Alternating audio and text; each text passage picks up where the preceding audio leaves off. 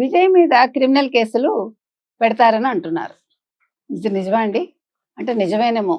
ఎందుకంటే ఆల్రెడీ ఆయన ఏదైతే ఇంపోర్టెడ్ కార్స్ ఉన్నాయో అందులో 2 సార్లు ఆయన ఇన్కమ్ ట్యాక్స్ వాళ్ళని ఎగ్జామ్షన్ అడగడం జరిగింది.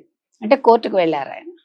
ఆ తర్వాత ఇప్పుడు ఆదాయపు పన్నుకు మించి అంటే ఆదాయపు పన్ను విషయంలో ఏదైతే ఆయన లెక్కలు చూపించారో, తర్వాత అఫిడవిట్లో ఏవైతే లెక్కలు చూపించారో దానికి భిన్నంగా ఇంట్లో ఆస్తులు ఉన్నాయి అనేది ఇదొక కేసు. ఇలా రకరకాల కేసుల్లో విజయ్ చిక్కుకున్నారా? ఇప్పుడు ఆయన మీద కేసులు పెడతారా?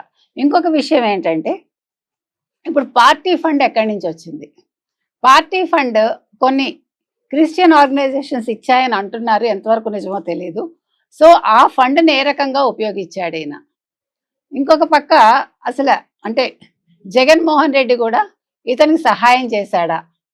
అందుకే జగన్ పంథాలో ఆయన వెళ్తున్నాడు, జగన్నే ఆయన ఆదర్శంగా తీసుకున్నాడు అని వైసీపీ వాళ్ళు అంటున్నారు.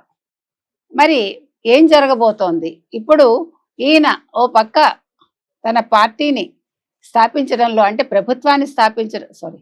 తన ప్రభుత్వాన్ని స్థాపించడంలో మల్లగుల్లాలు పడుతూ ఉంటే, మరో పక్క విజయ్కి ఈ కేసుల ఉచ్చు అనేది మెడకి చుట్టుకోబోతోంది. మరో పక్క సంగీత అంటే ఆయన భార్య నేను విడాకులు ఇవ్వను అని చెప్పారని తెలుస్తోంది.